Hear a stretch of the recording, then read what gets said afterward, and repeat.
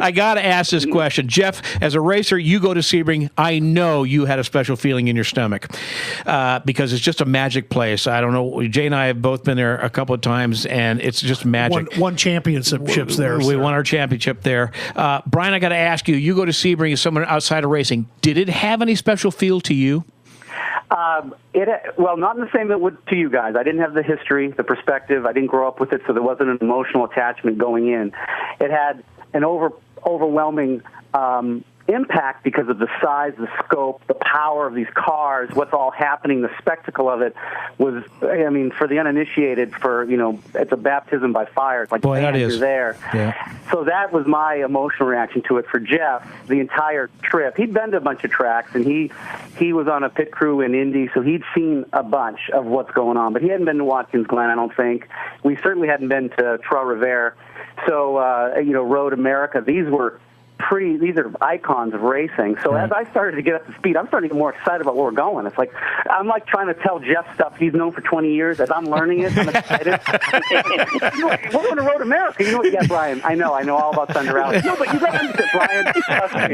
Trust me, I know all about it. All right, Jeff, but seriously, when you went into Sebring and you went through those gates, all of us know the history of a former World War II bomber training base, Trinidor racetrack in the 50s. Jeff, what'd you think? Did you feel it? Oh, you better believe it. And the first time you hear like those LMP cars go by, it's just. There's many times we weren't filming. I'd say, Brian, I'm gonna go out to the track for a little while. I just go watch the cars. It was very special for me. That was last year going to all those races. Even though it was a lot of work, it was one of the best times I have ever had. We had so much fun. The racing was great, but it was very special. There were a lot of times, like Brian said, Thunder Valley at Road America. You can't compare that to anything else. Some of these tracks and these cars going by. Yeah, Jeff, your job as a producer was very challenging, I'm sure, to capture this documentary film. But how large a crew did you use? Was it important to have a very small crew so you could just literally slip in and out of places? Yes. Yeah. Basically, the crew consisted of, majority of the time, myself and Brian. There were some events that Brian couldn't get to, and so we used another cameraman. Essentially, Brian would work the camera, and I would do the interviewing. And when the few events Brian couldn't get to, we'd had another cameraman. But basically, we only had two-person crew the entire time. Now, did you guys go to keep it that way? Did you guys post it, Jeff? Was it you and Brian that posted this thing?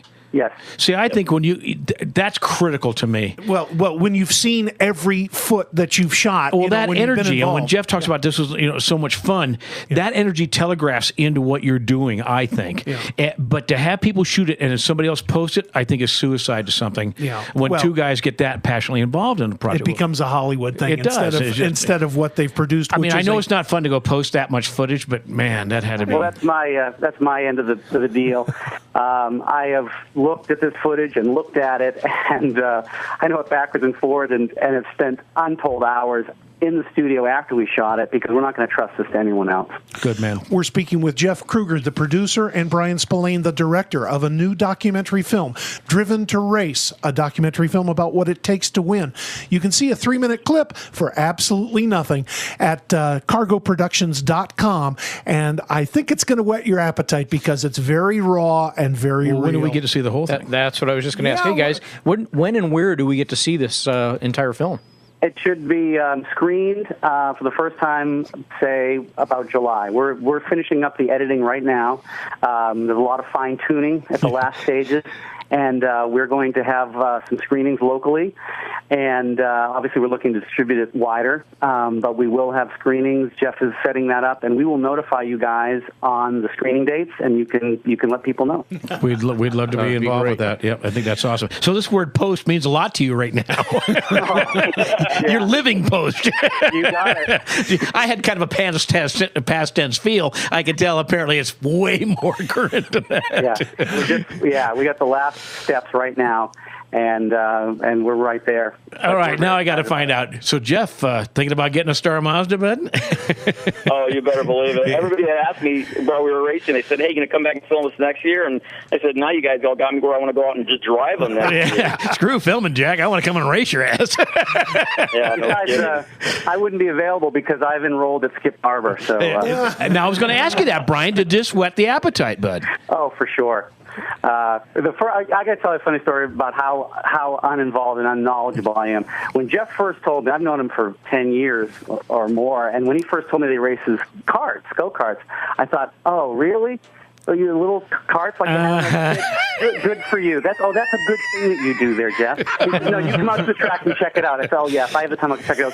You couldn't handle the cart. And I was like, you got to be kidding me. I know. Just looking at the karting level, I was blown away. I said, I would kill myself in one of those. I'd be dead before the end of the first round. Oh, my guys my age are breaking ribs just going around the corners in those things. It's intense at that level. I could imagine me inside even a Skip Barber or Star Mazda car. That would be dangerous for everyone else on the track.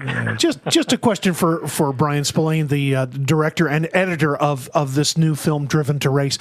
Brian, over the course of time, story threads must have developed that you're capitalizing on. How early did you see those threads start to develop, and could you tip us off as to maybe what they are? Okay, I will. I would have to say we went to Sebring speculatively. Will we get in? Will we get the access? Will there be enough stories here? And we were thinking if it's not there, we'll pull the plug and we'll look at another angle. But immediately at Sebring, we had 4 or 5 stories jump right out at us. We had, for example, the driver, his name's Joel Miller. He is the quintessential dedicated driver who's focused his entire life on becoming a driver.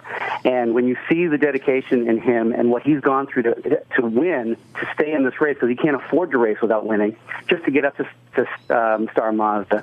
The brother and sister team, the Kesters, JC and Christy Kester, first and only professional or aspiring professional brother-sister team. Yeah. There's drivers from Europe that are really putting the American drivers to the test because the training and the driving over there is different than over here. And it's a different skill set. Sometimes it serves them, sometimes it doesn't serve them. So we immediately saw the international competition. We see some older drivers. As a driver, Charles Hall, had a very bad accident, nothing to do with racing at all. Nothing to do with racing, that just kept him out of racing, pushed his career back. He was on the verge of making it to F1 racing in Europe. So he's struggling for his career versus these young kids like Joel Miller. You've got this brother and sister. It's like, oh, there's so much drama here. Day one, I could see the whole film laid out in front of us, and it just took more twists and turns as the season went on. We had drivers come in late, compete. We had drivers not make it for money. Good drivers, really good drivers, but they're fighting the battle for sponsorship as much as they're fighting the battle to win a race. And all that drama is laid out as we go through this movie. And I think Brian, it had to make you relate to Hollywood because to me there's great similarities in career building there. Yeah, I think so. And you nailed it. If you look at the race as the show, it's a very strong parallel.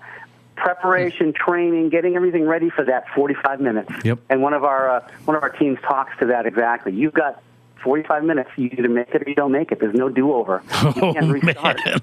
Yeah, we try to explain that to people. Jeff, you know the challenge of that. We've been if people don't they don't get it. They have no clue. Hey Jeff, when you throw these names out there like Joel Miller and the brother and sister, until somebody watches that clip, you don't realize you're talking about 18, 19-year-olds.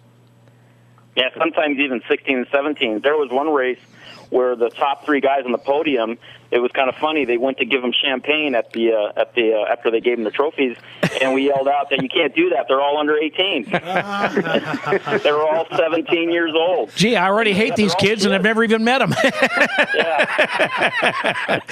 Wild. That's wild. We get a chance to talk with some pros too, like Graham Rahal and Rafael Matos, Marco Andretti, and they're young at the Indy level. Yes. And they kind of complete the story in a sense that you show what these guys are aspiring to, and they relate back and talk about the struggles that we're seeing in these kids. So it's really a complete story, I think. Yeah, thanks a lot, Brian. I now feel like I'm 150 years old. We got to talk to some real sea dogs, and they were like 23. Great, Jeff. Smack them for me, will you? I will.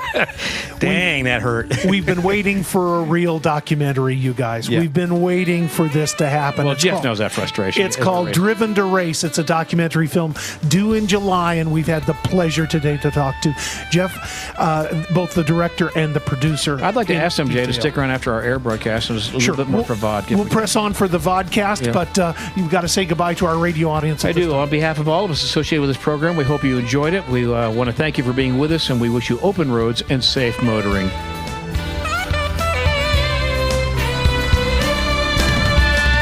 You've been listening to Driver's Talk, a Jackson Dawson production with Rick Titus, BJ Colleen, and Jay Dalton. Engineered by Micah Musio, Driver's Talk is recorded at Jackson Dawson Studios in Torrance, California. Rebroadcast of this program is with the express written permission of Jackson Dawson, Dearborn, Michigan. I'm Charlie Fritz. Join us next week at this time for Driver's Talk.